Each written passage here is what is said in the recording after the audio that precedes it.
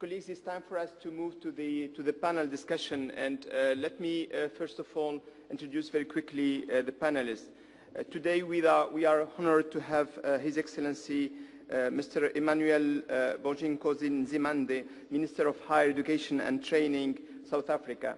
Your Excellency, your presence here, but also your presence in Shanghai, is a clear signal for your commitment to the skills development, TVET in general, and we are happy to have you, and we are keen to learn about the experience of South Africa in this field. We are also having other colleagues who are coming from different organizations and different participating agencies. First of all, I would like to introduce Ms. Ishita Chaudhry, who is the CEO of the YP Foundation from India. Ms. Rosemary Vargas-Lundius, Senior Researcher Coordinator, International Fund for Agricultural Development. Mr. Marek Lawinski, Capacity Building Specialist and European Project Manager at the French National Committee of Apprenticeship in the construction sector. Ms. Pauline Rose, who is the Director for Education for All Global Monitoring Report, UNESCO, and you have heard her presentation the first day. Then Mrs. Mereana Te Père, member of Māori Youth Council, New Zealand. And Mr. Michel Carton, Education Specialist, Network for Policy Research, Review and Advice on Education and Training, NORRAG.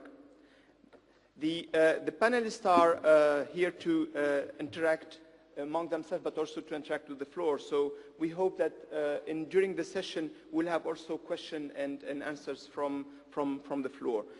I would like to start with Ms. Pauline Rose. And yesterday, or the day before yesterday, we had quite a broad presentation on the key finding and recommendation of the Global Monitoring Report.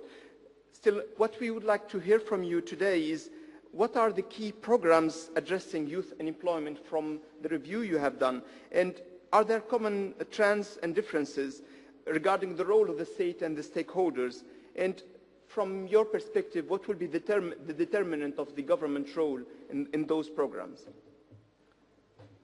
I hope that the microphones work. Yes, please. Thank you. Is this working? Yes. Good morning, everybody. I don't know how many of you were at the launch of the Education for All Global Monitoring Report on Tuesday, but I certainly won't repeat what I said there. But I would just like to start by saying that I guess the key message from the report is that we need to start with basic foundation skills for all young people. As the Minister was saying, we have a potential time bomb of young people globally. There are large numbers of young people around the world. And what we find in the report is that as many as 1 in 5 have not even completed primary schooling. So as I was looking along the rows here, I was thinking that's probably at least 1, if not 2 of you in each of these rows has not completed primary schooling in developing countries. So what we find in the report in terms of the types of programs and government responsibility to those programs is that it is absolutely essential and key that governments are in the driving seat and are taking the lead in ensuring that all young people have the basic skills, that they can then learn the entrepreneurship skills and learn the technical skills that they need to get good jobs. We find that there are programs like the Jóvenes programs in Latin America, where they are government-led, with support, of course, from donors and others who can help provide the financial support, so that governments can't necessarily do it on their own, but it needs the government backing in order to ensure that these disadvantaged young people are reached. We find that there are many other really good programs around the world. There are programs like the Ishraq program in Egypt, the CAMFED program in Africa, some of you might have heard about that the other day, as well as the BRAC in Bangladesh. Now, these are all run by NGOs, very successful NGOs, and doing a great job. But one thing that needs to happen to reach these millions, these 200 million young people who can't even read and write, is that they need to be supported better by the government if they're going to reach these millions of young people. And these programs need to really combine these basic skills with practical skills that will help them to get jobs in the labour market. Thank you. Thank you, Pauline, for this. Ishita, Pauline is saying that the government role is key, but that there are many programs that are led by foundations or NGOs. In your organization, why are you active in the field, and what gaps are you filling through your organization, and what type of programs you are running to fill in these gaps? Thank you very much.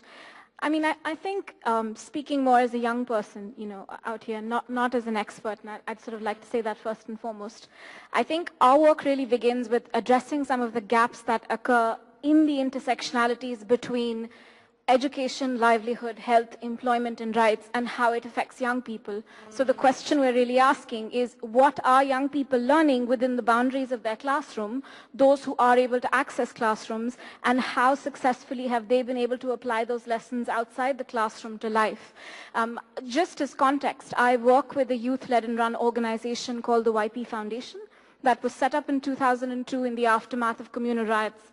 It's a collection of approximately 350,000 young people that work in 18 states across the country, largely through a peer-to-peer education model. And the aim is really to look at youth-led support. How can we encourage and enable young people to create programs as well as influence policy that looks at strengthening their own participation and in enabling and ensuring their health and rights?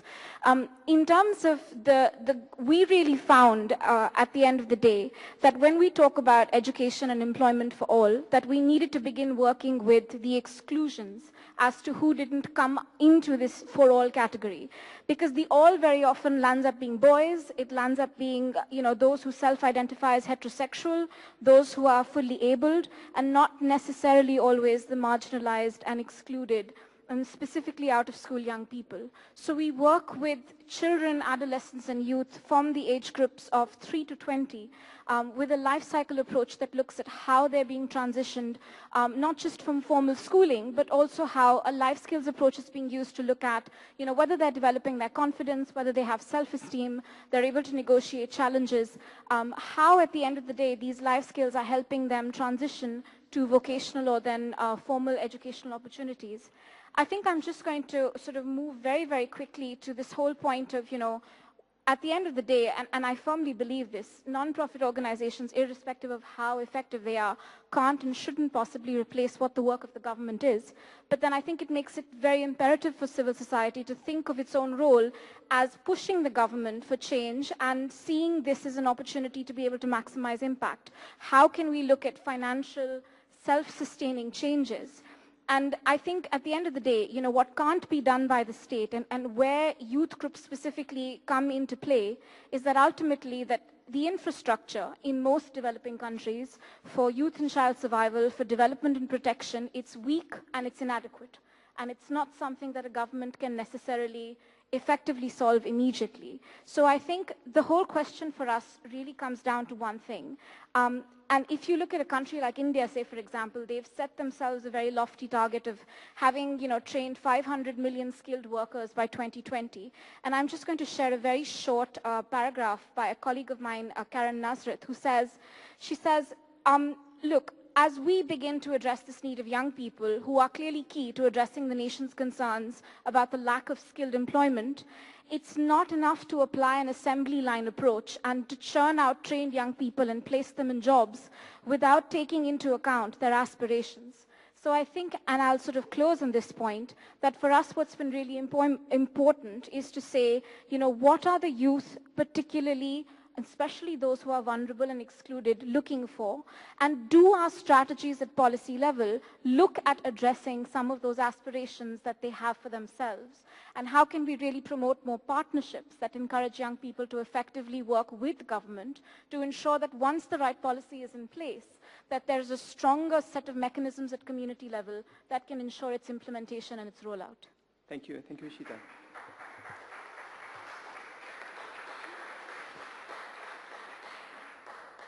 Rosemary, Ishita is saying aspiration, but disparities and opportunities. From your perspective and as a fund, where are the gaps in terms of opportunities to enhance the employability, employment opportunities, and what are the evidence that the programs, for example, that you are supporting are addressing these issues of disparity, for example, between rural and urban, or between gender, in terms of gender challenges or issues, and what should be done to make the governments and the other stakeholders accountable for the programs that are being implemented? Well, thank you very much for this. Good morning, everybody, and thank you very much for this opportunity. I come from the International Fund for Agricultural Development, and we are investing in agriculture, promoting agricultural development. So, of course, many of the issues that have been discussed here today and for the last day affect very much our constituencies, which are the rural poor. And of course, what we are confronting in those countries where we work is that we have a great population of young people. As you know, most of the poor in developing countries are rural, and by definition, then most of the young people are still living in rural areas. Migration is, of course, an issue, but for those that remain in rural areas, there are very few options.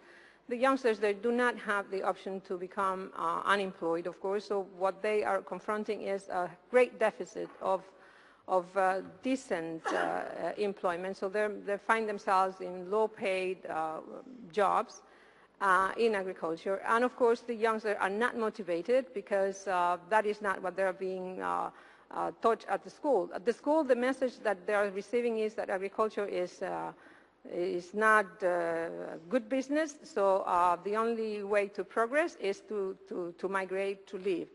And I think that is the problem, because the responsibility of the state, of course, is to provide education for all, but that education has also to be relevant for the youngster to become enthusiastic, to have aspirations, to make a good living and livelihood. But if you are in rural areas and you are surrounded by poverty, and in the school itself what you are hearing is that the best thing for you is to become a doctor or a lawyer, never a farmer, because you'll always be poor, then that's not a positive message. So I think the school has also the responsibility to start training the future farmers of this world, which are the young people of today, to embrace agriculture as a business option. Of course, that the state will also have to be accompanying that with good investments and the building of infrastructure. And that is when institutions like ours come in. So I think nobody nowadays can do anything alone. So when it comes to education, to training, yes, the state has the main responsibility, but many stakeholders, like international organizations like ours, NGOs, they can complement, they can support, and they can facilitate the role accompany the role of the state and facilitate the formation of human capital, both in rural and in urban areas. And I think the evidence shows that when that partnership is strong, like yesterday, for example, I was speaking with the Minister of Youth from Burundi, where we are financing a new program for youngsters, and it is a partnership between IFAD, the government of Burundi, PAD. Within the government, 3 ministries are partnering with each other to support this program, and that is a good example that no one can do it together. The Ministry of Agriculture, Labor and Education are supporting this program together with the local authority and IFAD. IFAD is providing a loan, is providing the resources, we provide training, we provide technical assistance, but of course everyone has to hold hands to achieve the goal. And of course the main actors in all of this are the youngsters themselves, who has to be consulted, because in many of these programs that are being implemented, they are just failing. Why? Because the main target of those programs, which are the youth themselves, are not involved from the beginning to identify the different activities that they would like to get involved in. And yes, many youngsters would not like to to get involved in agriculture, but in the rural areas there are plenty of opportunities. They can be involved in producing utensils, for farming. They can set up enterprises. They can, do repair. They can do so many things. They can get into IT. They can do, a lot of activities, but of course the training is key, and the government absolutely cannot do it alone. I think we all have to support. Thank you, Rosemary. Mereana, Rosemary is saying youth have to participate, they should be consulted.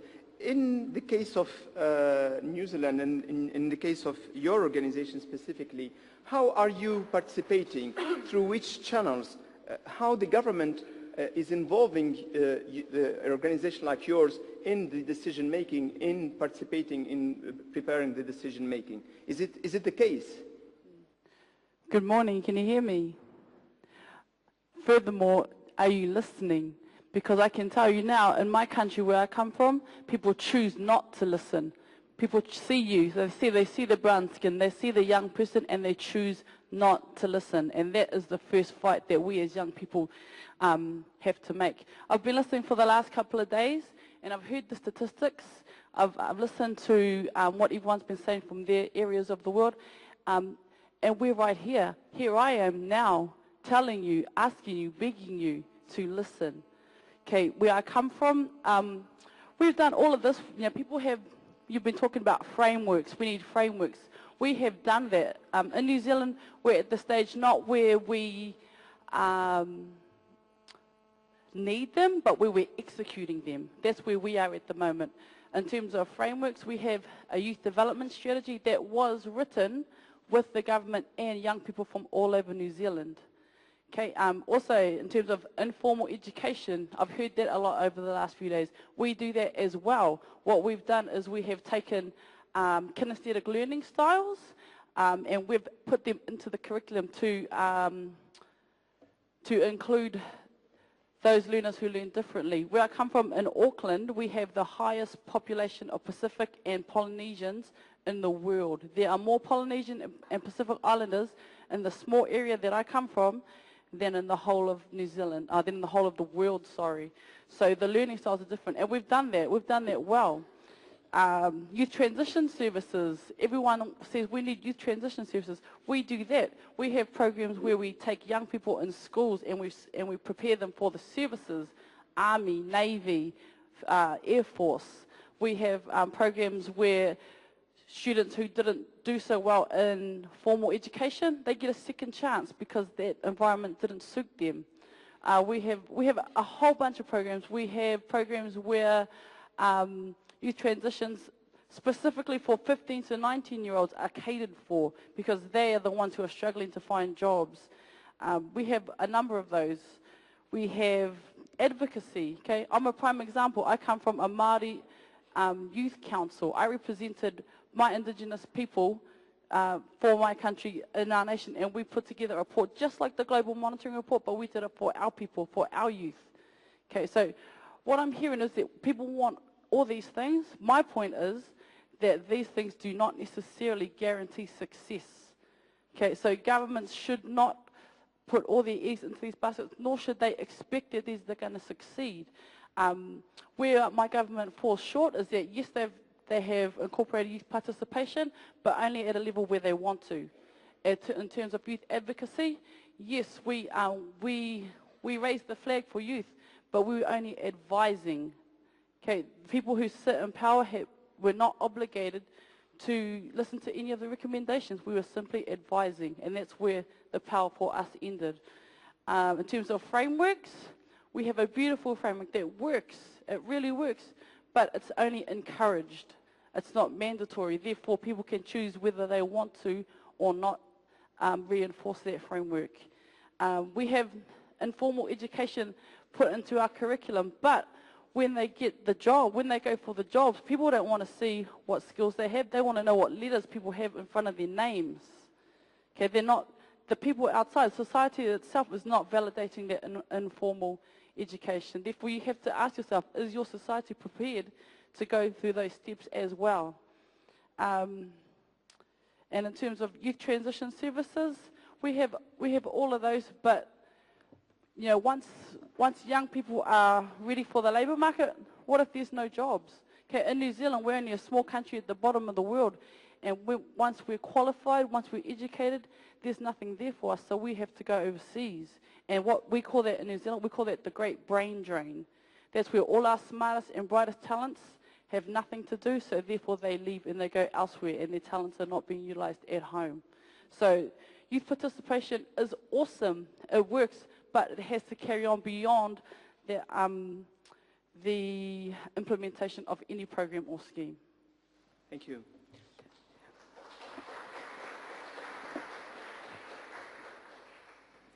I noted that support is only for the young representatives. Your Excellency, there are several points that are coming together, and one of them is how to connect the skills development with job creation, and how to connect also that with the support to the transition from school to work. Your government is doing a lot of things regarding these issues, but the question is how the cross-ministries coordination happens, and what are the challenges in addressing this, and what are the enabling factors for successful cross-ministries coordination?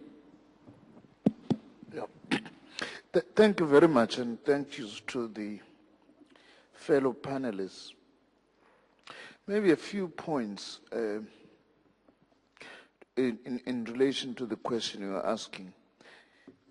In our case, in South Africa, one of the things we've done to try and address these challenges has been the creation of our department, the Department of Higher Education and Training, which is new. In fact, the old education department was split only now in 2009. There used to be one Department of Education. So the one to focus on basic education schooling, and our department charged specifically with post-school education and training as its main mandate, including the transition from school to work, or school, university, college to the workplace. So it was out of the realization that without a dedicated focus on this, we are going to continue having a problem. Obviously, arising out of this task is also something that was raised in the earlier presentation, is a huge societal effort which requires definite partnership to shift perceptions about vocational education and training to begin with. Because we're sitting in a situation where our youngsters think that the only way post-school is to go to university. And as a result, we are producing lots of youngsters every year who do not make it to university, and then they are sitting down at home. So one of the major priorities for us is to expand vocational education and training opportunities much more significantly. Yes, university education, we need to expand it, but we need to expand 3 times more your college education. Just that on its own is going to be very important in expanding these opportunities. Another major step has been that I was listening very carefully to my colleague, the Minister of Labour from Zanzibar, was that unlike before, if now one is to address the issue of coordination amongst departments, we have institutions that we call sector education and training authorities, 23 of them to cover the 23 major economic sectors which amongst other things facilitate learnerships. They also do sectoral plans for the different sectors of the economy. Prior to 2009, they were in the Department of Labor and colleges being in the Department of Education and with no coordination. So we decided to do away and say, take your sector education authorities into one department, which is our department, as one way of saying we must have a department that focuses on the seamless transition, and in that way obviating sometimes the difficulties that are associated with the different departments dealing with this, because it has always been the case. But maybe the most important thing that I need to say is that we believe very strongly that governments have got very important role to play in creating a public education and training system. There usually is pressure from private providers. We have gone there in South Africa, that route, where monies, for instance, for skills development largely have gone to the private sector instead of strengthening the public system. It has made very little impact. Unless you have a public, state-led education and training system, you're not going to be able to respond effectively to this. So that's a very important point to make. But it does not mean, therefore, that it's government alone which must do that. Part of building the capacity of government is not just building colleges and other institutions, but is to also play a very important facilitative role in bringing together the various stakeholders. For example, 2 years ago, we signed an accord between government, business and labor and community representatives, which amongst other things is saying we must make sure that students who go through the college system are at least able to get a year's learnership, involving the private sector, of course involving the public sector as well. We have our own slogan as a department saying, together making turning every workplace into a training space. It's a huge campaign that we feel we are trying to involve everybody. So that at least, because one of the ways we're going to attract young people to vocational education is if they know and they are guaranteed at least 12 months experience. As you could see from the data in Algeria, 60% of those are able to get a job. We also have the same statistics. Of course, we must be cautious that in some instances, employers use internships to substitute for permanent labor. That is where also the role of the trade union movement becomes very important in that instance. So in conclusion, what I would then like to say, in self-criticism, we've been reflecting on this with our delegation as part of the reflections, being part of this very interesting and important conference, is that perhaps we need to look at new ways of engaging young people to be partners, so that we don't do things for them, we do things with them. Our relationship, for instance, our youth and student organizations, we also feel are still a little bit trapped in the anti-apartheid struggle mode, you know, that the best way to engage with government is through protest, you know, and so on. The situation has changed. We are not saying that they do not have a right to protest, but we feel that maybe also as government we have not empowered them in terms of engagement in policy development, as well as engagement in implementation of that policies. So I would really agree that unless you do that, as our panelist from New Zealand is saying, unless you do that, you can do lots of these things and they will not have an impact. So I hear you very well when you say, listen to us. Don't think that you know everything. So that is the kind of next phase as South Africa, having going through at the moment this institutional restructuring to create this new landscape of an integrated education and training system. Thank you. Thank you very much. Thank you.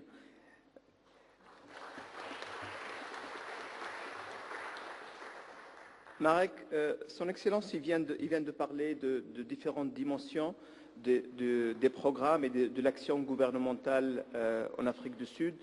Il a bien mentionné les réformes institutionnelles, le partenariat, les comités ou les conseils sectoriels.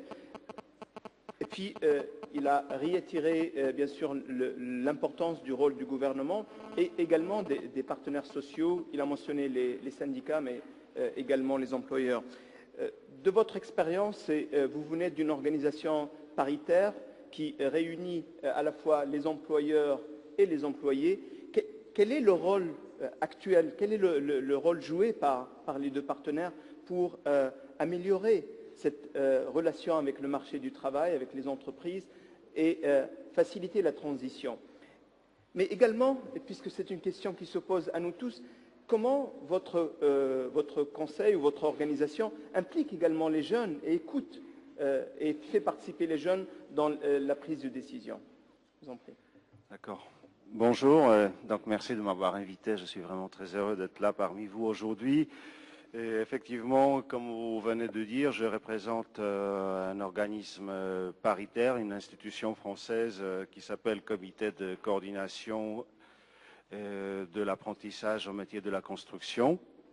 Et à ce niveau-là, effectivement, nous réunissons dans notre conseil d'administration à la fois les représentants des employeurs et les représentants des salariés. Par conséquent, les intérêts à la fois des salariés et des jeunes et les intérêts des entreprises sont représentés et sont au centre de nos préoccupations. Par conséquent, pour répondre d'une façon précise à vos questions, il s'agit de rapprocher avant tout donc le besoin des entreprises en matière de compétences dont elles ont besoin et aussi les aspirations des jeunes au niveau de leur insertion professionnelle qui doit être durable.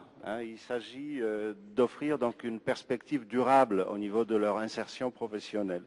Donc il n'y a pas en fait d'opposition entre les objectifs des entreprises qui cherchent de la main-d'œuvre qualifiée pour répondre aux impératifs économiques qui sont les leurs et aussi les aspirations des jeunes, parce que la perspective d'insertion professionnelle durable passe obligatoirement, à notre sens, par une réponse extrêmement précise aux attentes des entreprises en matière de compétences nécessaires dans un monde où aujourd'hui les métiers et les besoins en compétences changent très très rapidement. Donc je vais surtout parler donc de notre secteur qui est celui de la construction, où nous apercevons qu'aujourd'hui effectivement sur le marché du travail, les entreprises ne cherchent pas uniquement par exemple un maçon ou un peintre, ils cherchent avant tout à être capables d'initiative, être autonome, être capable de travailler en transversalité, donc être capable de faire des connexions avec toutes les autres professions qui sont présentes sur le chantier. Donc par conséquent, on est vraiment sur une configuration totalement différente au niveau des compétences nécessaires qui ne sont pas que purement professionnelles. Donc les entreprises, les syndicats des salariés et les fédérations professionnelles travaillent ensemble effectivement pour favoriser l'émergence, disons, de ce travailleur un peu de nouveau style, un travailleur responsable, un travailleur autonome, un travailleur capable d'initiative et en même temps attiré par des métiers qui sont parfois, pendant longtemps, ont été considérés comme des métiers un peu de bas niveau. Comme par exemple le métier de la construction, pendant longtemps, n'avait pas une bonne image de marque ici en France ou dans d'autres pays également. Donc les partenaires sociaux travaillent beaucoup sur le fait, sur la conviction, et ils essayent d'impliquer le jeune dans dans un mouvement où, par exemple, la perspective d'implication sociale, la perspective d'avoir une meilleure possibilité de développement professionnel n'est pas directement liée à un niveau de diplôme. Certains des interlocuteurs précédents disaient effectivement qu'il y a un mouvement, la perspective est avant tout liée donc à un niveau de diplôme. Chez nous, on essaye de faire en sorte pour montrer que dans des métiers comme le métier de la construction, les jeunes peuvent pleinement se réaliser aussi. Et ils peuvent trouver donc leur voie professionnelle, leur possibilité d'épanouissement professionnel. Et c'est en fait là-dessus que les partenaires sociaux travaillent beaucoup pour que le jeune devienne aussi le partenaire du système éducatif. Donc aujourd'hui, on est aussi dans un mouvement où le système éducatif ne doit pas que penser à la place du jeune. C'est très important d'avoir aussi des systèmes opérationnels pragmatiques qui permettent la participation du jeune et l'implication du jeune, disons, pour qu'il devienne un peu acteur de sa formation. Donc très concrètement, comment ça se passe dans des réseaux comme le nôtre, qui anime une centaine de centres de formation à travers toute la France, où nous avons à peu près 75 000 jeunes tous les ans, et bien, tout simplement, on les fait participer à des conseils qui gèrent les écoles pour qu'ils puissent avoir donc un forum qui leur permet de s'exprimer. Ce sont aussi des forums qui nous permettent, en tant que concepteurs de ces systèmes de formation, de mieux connaître les jeunes, de connaître leurs attentes, de les prendre pas d'une façon très schématique, mais savoir aussi avec quel bagage ils arrivent dans nos centres de formation, prendre en compte ce bagage-là, proposer aussi des actions de formation de plus en plus individualisées, et qui débouchent aussi ensuite sur aussi une meilleure insertion professionnelle dans les entreprises par apprentissage, parce que nous promouvons aussi des modes d'acquisition de compétences où l'entreprise a sa place pleine et entière, à savoir nous sommes au centre donc d'un système qui propose des formations par apprentissage. Par conséquent, le jeune s'insère très progressivement dans le monde du travail tout en étant élève ou apprenti. Donc ce qui est très très important parce que ça lui permet effectivement à la fois à l'entreprise de partager le rôle de formation avec le centre de formation et aux jeunes de connaître très progressivement le monde du travail pour y entrer d'une façon peut-être plus harmonieuse et il n'y a pas de rupture brusque entre le système éducatif et le monde du travail. Donc là, je reviens aussi sur une question qui pour nous est absolument fondamentale, à savoir le rôle de l'entreprise dans le système éducatif, c'est-à-dire le rôle de l'entreprise dans l'acte de formation. Et là, effectivement, je pense qu'il y a énormément de travail à faire pour rapprocher l'entreprise et le monde éducatif. C'est une chose, c'est un dossier sur lequel nous travaillons énormément en ce moment pour favoriser donc ce rapprochement, pour que l'appareil éducatif soit davantage axé sur l'émergence des métiers d'avenir. Comment préparer effectivement les jeunes à ces métiers de plus en plus transversaux, où les entreprises ont de plus en plus besoin de compétences pointues et les appareils de formation doivent être avant tout des systèmes flexibles aujourd'hui. Donc il ne s'agit pas de fonctionner dans des structures extrêmement rigides où la seule logique, ce serait la logique, disons, de préparation à des diplômes. Aujourd'hui, ce que les entreprises cherchent, c'est avant tout la préparation des jeunes à des compétences. Donc c'est là-dessus qu'il faut, à mon sens, focaliser donc tous les efforts pour fournir aux entreprises les compétences dont elles ont besoin, parce que c'est après, à travers, disons, l'émergence de ces compétences-là, que les jeunes trouveront une perspective d'insertion professionnelle durable. Donc, Marek, excusez-moi, permettez-moi de prendre ce point sur les besoins des métiers d'avenir, sur les besoins d'information et d'analyse. Je voudrais passer la question à Michel. Oui. Par rapport à cette dynamique d'analyse des besoins, d'information d'outils d'aide à la décision. Quel est votre point de vue là-dessus? Quels sont les problèmes que nous rencontrons au niveau international et quel est le rôle des différents acteurs dans la construction de cette base de savoir pour la prise de décision? Là, ça marche? Oui. Bonjour. C'est toujours difficile d'être le dernier orateur, en plus en français, une langue qui commence à avoir quelques problèmes, mais en fait mon travail est facilité par le fait que je suis assis à côté du ministre de la formation professionnelle et de l'enseignement supérieur, en même temps. Et vous verrez que ça me facilite énormément le travail. D'autant plus que être dans cette salle aujourd'hui me facilite aussi le travail. Il y a plus de 40 ans, j'étais à votre place dans une consultation internationale comme étudiant sur l'avenir de l'enseignement supérieur. 2 ans après, j'étais de ce côté-ci dans une consultation organisée par l'UNESCO sur les étudiants.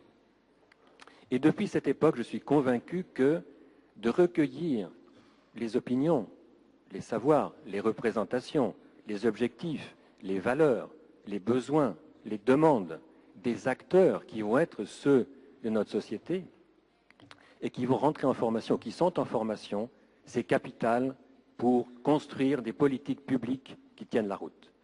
Ça sera ça un peu mon sujet et mon seul point de prêche. Comment construire des savoirs qui partent des acteurs d'un certain nombre de domaines, l'éducation, la formation, la santé, comment construire des savoirs à partir des acteurs mêmes du domaine. C'est évident, mais ça n'est pas facile. Construire des savoirs veut dire qu'il faut de la rigueur pour construire ces savoirs, extraire les savoirs, les analyser, les traduire, les disséminer et les faire entendre par les décideurs politiques. Donc mon argument sera autour de ça, comment construire ces savoirs dans de bonnes conditions de rigueur et de pertinence pour les acteurs politiques. C'est important parce qu'aujourd'hui on nous dit le savoir c'est la base du développement. Evidence-based policies. That's a motto. OK? Knowledge-based economy, knowledge-based societies. On constate quelquefois, pas toujours, que les politiques publiques ne sont pas evidence-based, ne sont pas fondées sur des travaux de construction, d'émergence, de traduction de ces savoirs à travers un mot qui est tabou dans certains milieux, la recherche. Quand vous dites le mot recherche dans certaines agences de développement, vous êtes banni. La recherche, c'est un travail d'intellectuels qui n'ont rien d'autre à faire que d'écrire des articles ou des ouvrages qui restent sur les rayons des librairies. Non. La recherche est un élément de construction de savoir, de politique, pardon. Et donc, il y a différents types de recherche, il y a différents types d'acteurs, il y a différents types de méthodes, et je vais essayer d'illustrer autour de 3 mots qui paraissent évidents dans nos domaines. Éducation, travail, croissance. Quand on parle de valeur, de représentation de ces 3 mots, la jeune génération n'a plus les représentations que ma génération avait. On a été éduqués, et je pense aussi bien au nord qu'au sud, sur la valeur intrinsèque de l'éducation, la valeur intrinsèque du travail comme instrument d'insertion. Aujourd'hui, quand je parle à mes enfants, pour leur prouver, eux qui sont des privilégiés, que l'éducation débouche est intéressante, qu'il faut investir en éducation, qu'il faut travailler, ils me disent de toute façon, pour devenir chômeur après, pourquoi me former? Quand je leur dis le travail est une valeur sociale, une valeur de développement personnel, ils me disent oui, mais même si je travaille, je serai précaire. Je passerai de stage en stage, de périodes de non-emploi à des périodes de sous-emploi, et j'arriverai à l'âge de la retraite en n'ayant jamais été véritablement inséré, vraiment intégré, inclus dans un travail. Donc ces mots méritent d'être décortiqués. Ils sont tellement évidents qu'ils sont trop évidents. Il faut les décortiquer pour aujourd'hui écouter quelles sont les vraies valeurs des jeunes. Et je crois que dans cette salle, tout le monde est convaincu de la valeur de l'éducation et du travail. Je ne suis pas sûr que d'autres catégories de jeunes qui ne sont pas dans cette salle auraient les mêmes visions sur la valeur de l'éducation et du travail. La croissance, et c'est le mot qui revient très souvent dans le rapport de suivi de l'éducation pour tous. De quelle croissance parle-t-on? La croissance liée à l'exploitation minière dans le Sahel, qui va rapporter des millions ou des milliards de dollars, de francs, de ce que vous voulez, qui va créer 2000 emplois par pays pour lesquels les qualifications ne sont pas présentes, mais qui vont inonder le pays sans qu'il y ait juste répartition. De quelle croissance parlons-nous? De quel modèle de développement parlons-nous derrière les politiques publiques de formation professionnelle? Ça, c'est un enjeu réel. Alors, je crois que c'est ce prêche que je fais ce matin parce qu'effectivement, on n'a pas tendance souvent à poser cette question de la recherche en éducation, en formation, comme importante pour aller de l'avant. La recherche en éducation, elle est très malade. Partout, pas simplement en Afrique ou ailleurs, elle est malade aussi chez nous. La recherche en éducation au Nord est faible comparée à la recherche sur la santé. La santé mobilise d'énormes moyens. Le lobby en fonction pour l'éducation et la formation, dans les débats sur l'après 2015, l'après éducation pour tous et l'après objectif du millénaire, le lobby sur l'éducation et la formation est beaucoup moins fort que d'autres. Donc il y a des enjeux qu'il faut alimenter par de la recherche, des travaux reflétant non seulement les milieux académiques comme le mien, mais également les acteurs sociaux, les entreprises, les savoirs qui sont dans les entreprises, chez les jeunes, etc. Et alors justement, le fait d'être à côté du ministre de l'Enseignement supérieur et de la formation d'Afrique du Sud est pour moi l'exemple même de ce qu'il faut faire. Et si vous permettez, Monsieur le ministre, je vais vous citer dans le discours que vous avez tenu il y a quelques semaines pour le lancement d'un programme de recherche qui s'appelle Labour Market Intelligence Research Project, and I quote you, if you don't mind. Is it okay? Yes. Thank you. Merci. Put simply, and I really quote, put simply, this project aims to set up systems for reliable data indicating skills needs, supply and demand in our labor market in a manner that will enable our country, including government and business, to plan better for human resources development needs of our country. That's a very good news for your country and for me, which is preaching, maybe without any success, for developing research around skills development. A second quote, and I will finish next. This research seeks to contribute to the development of a common conceptual, theoretical, and methodological framework on the basis of which a more coherent body of knowledge and expertise on skills, the labor market, and informed policymaking can be premised. That's it. Finally, capacity building, because we need to build capacity around that. Without any research capacities, you don't get very far. So last quote, an important feature of this research project relates to the capacity building opportunities for academics, NGO-based researchers, the government. Thus, the project has the twin goals of building the capacity of the state to undertake an entrenched labor market analysis and also contributing to the pool of South African graduates and experts who are conversant in and capable of undertaking labor market research. Merci, Monsieur le Ministre. Merci, Michel. Votre Excellence, j'ajoute des minutes à votre intervention en comptant ce que Michel a repris comme élément. Mais ce que je voudrais surtout reprendre, c'est cet aspect sur le Labour Market Intelligence, donc l'analyse du marché du travail, la recherche et le développement des capacités. Mais également dans ce que Michel vient de dire sur les repères qui changent. Et la question qui se pose à vous, mais quelle est votre perception ? Comment vous apercevez l'élément de débat que nous venons d'avoir, mais également, quels sont les repères qui changent de votre point de vue et quel impact sur l'éducation et la formation, la planification de l'éducation, mais surtout son lien avec le monde du travail. Nous avons encore 15 minutes pour interagir entre la salle et nos panélistes et j'espère que ça va nous permettre d'engager d'autres éléments de débat, sachant que les groupes de travail vont permettre bien sûr d'aller en profondeur par rapport aux thématiques que nous avons abordées. Les thèmes des groupes sont en continuité avec les thèmes de débat. Oui, monsieur. Yes, good morning. Bonjour. My name is Guy Besset. I'm from CIDA, the Canadian International Development Agency. I have 2 points that I would like to make that has been stimulated by the discussion, the presentation this morning. The first one, Monsieur Chakroun, is I think that we have to distinguish between carrots and tomatoes because they're in the same garden, but they don't grow the same way.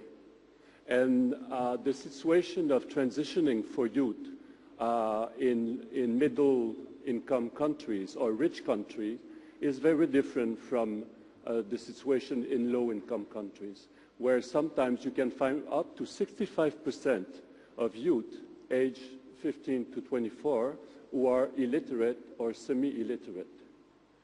This is not only a time bomb, this is an existential bomb. And it asks for different measures. And I think that at the beginning of the week, we had Pauline Rose that explained to us when she presented the global monitoring report that we are facing a situation where there's 200 million of young people of that age who don't have the foundation skills to continue their training or to learn and build capacity to eventually improve their livelihood or find employment if they're in an employment setting. I think we have to go back to the call of the GMR and distinguish it from the reality faced by the employment crisis in middle and rich countries. That's one point. And if I may, I would like to make a second point. Very quickly. Very quickly. I would like to reinforce the point made by His Excellency, Mr. Nzimande, concerning the coordination and policy dialogue, including stakeholders. Last year, we organized a policy forum in West Africa on the issues of skills for youth. We found that in some countries, you had more than 8 or 9 ministries who had different programs and policies for youth. You have youth policy, you have non-formal education policy, you have literacy policy, the Ministry of Agriculture has policy, the Ministry of Forest, Ministry of Fishery has policy. No one talks to no one. People don't talk to each other. We speak of the government as if it was one big entity. It's a fragmented monster with different heads. And I think that the first task is really to set up a policy framework where there's connection and bridge between the different ministry who has policy concerning skills and youth. With this, what Mr. Nzimande said is very important, the role of the government as the convener of all the stakeholders. And in the stakeholders, we cannot forget the youth that should be part of the design of the policies and the implementation of programs. Thank you very much. Thank you very much. So, the points regarding transitions rather than transition and depending on the context, and the other point regarding the fragmentation and the role of the state as a convening role. We'll come back to that. I would like to take another 2 interventions and then pass the floor maybe back to the panelists. Yeah, this is Masoom Yasinzai from Pakistan. I have just a question from His Excellency, the Minister for Higher Education and Trainings of South Africa. In Pakistan, the universities are evolving, and we are at a stage where universities are for building the nation, building the country, and building the society. In addition to what we are doing there on our campuses, that is the promotion of entrepreneurship and incubation, the business incubators for the youth to find for them the employment. One of the impediments that we face over there is to bring in the industry. In fact, the academia and the industry, we speak 2 different languages. We do not understand each other.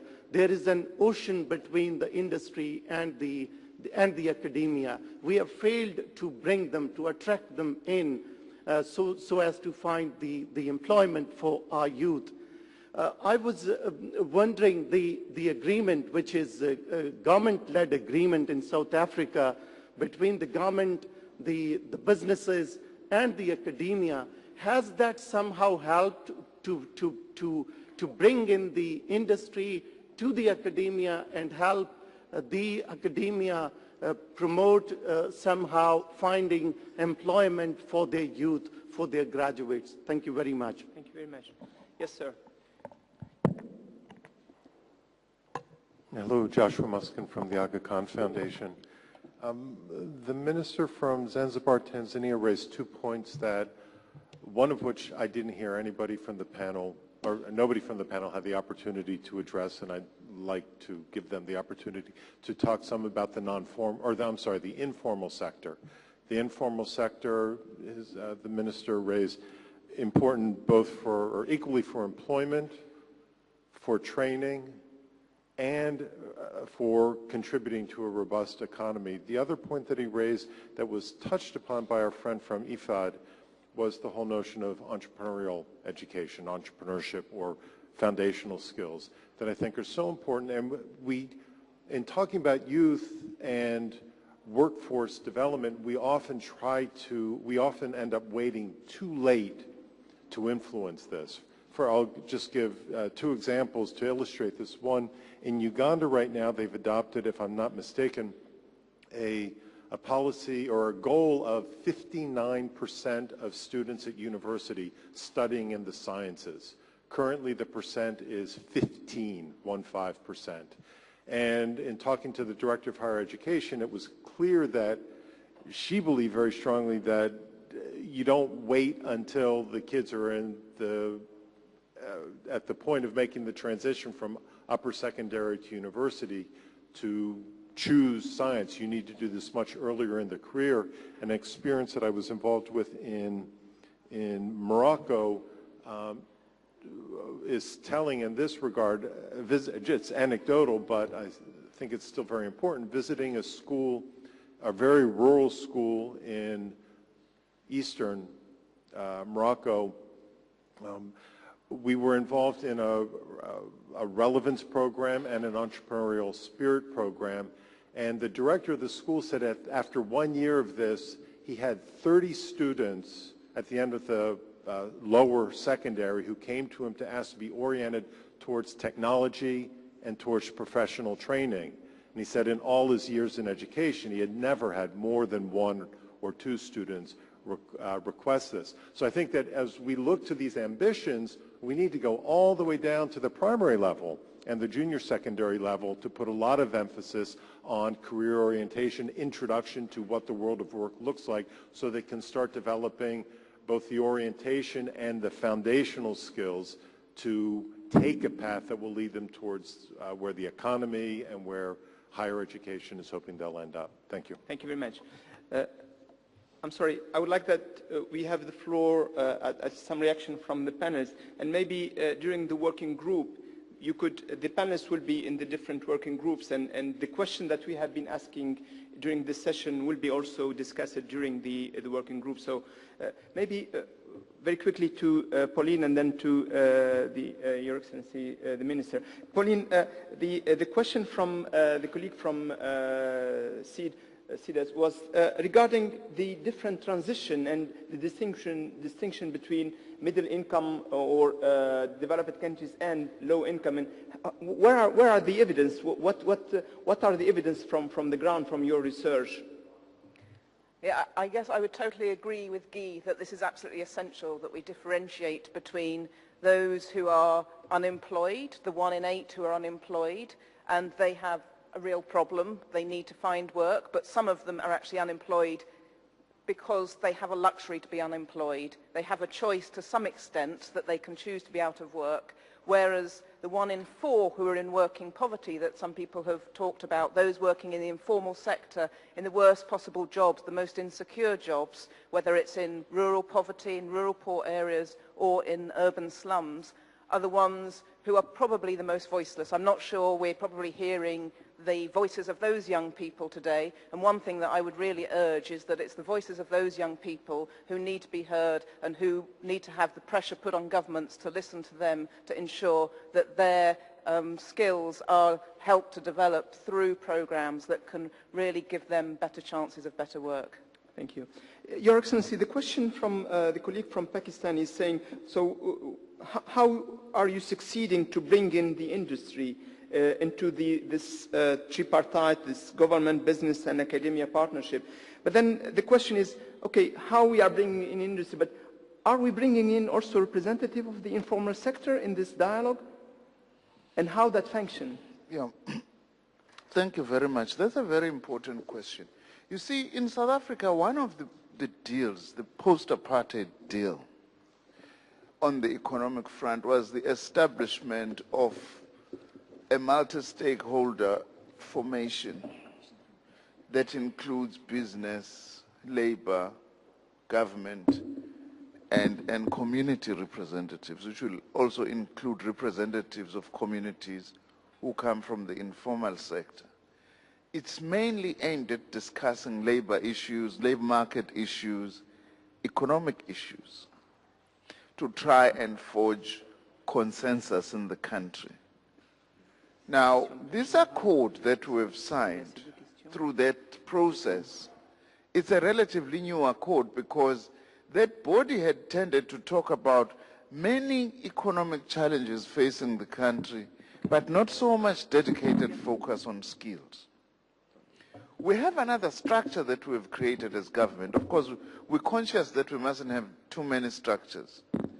A dedicated Human Resources Development Council, which is led by the Deputy President, that includes the same stakeholders, but also experts. For instance, we have university vice chancellors who sit there, as well as some captains of industry, because one of the issues we have prioritized, which still remains a challenge, although we have got some positive examples to point to, is university-industry partnership, but also college-industry partnership, which is also very important. And that council is focusing exclusively on human resources development issues, priorities for our country. For instance, one of the challenges we have all agreed to in that council is how do we increase the production of engineers for South Africa, because we are short of engineers and chartered accountants, for instance. So I would say very briefly, it's something that is well worth trying in terms of creating a forum and a structured one where you could try and seek agreements and consensus in order to bring the different role players together. Very, very quickly, Chair, on the informal sector specifically, we have what we call a national skills development strategy for South Africa.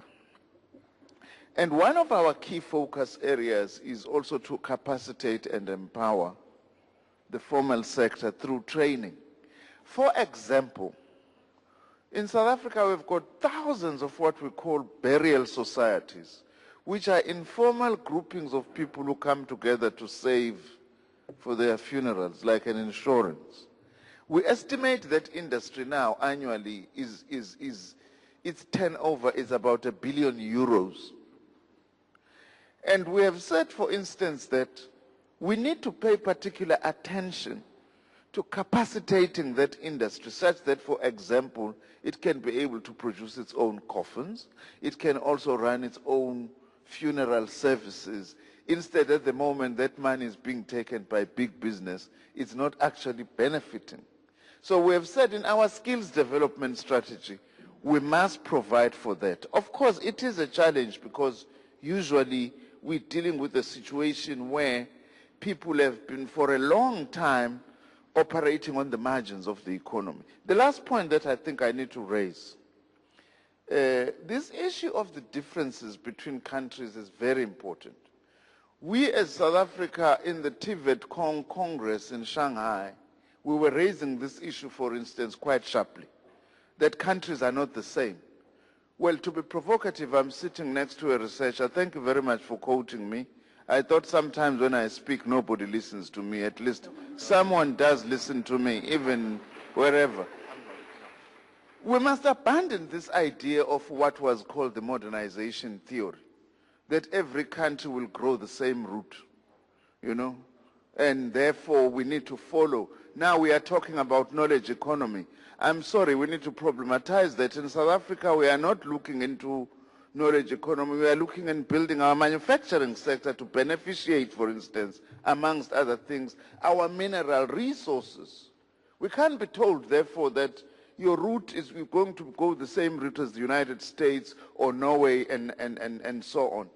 Therefore, one of the things that we have raised with the IIEP is, for instance, to say in assisting us to train education planners, also what we need to factor very strongly is also to link that educational planning to economic development trajectories for countries, so that you don't have a disconnect, that you plan your education system in a manner that is completely divorced, for instance, to what are your likely economic path or your own economic development priorities.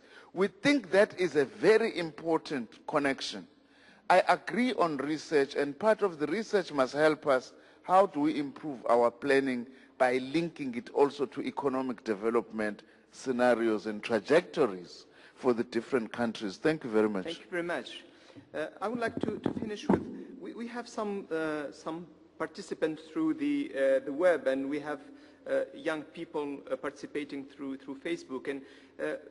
And I would like to finish with Ishita. And Ishita, one of the colleagues here expressing is saying, so how to generate genuine interest in youth initiatives? How to advocate for interest and how to support that interest? What will be your response to this?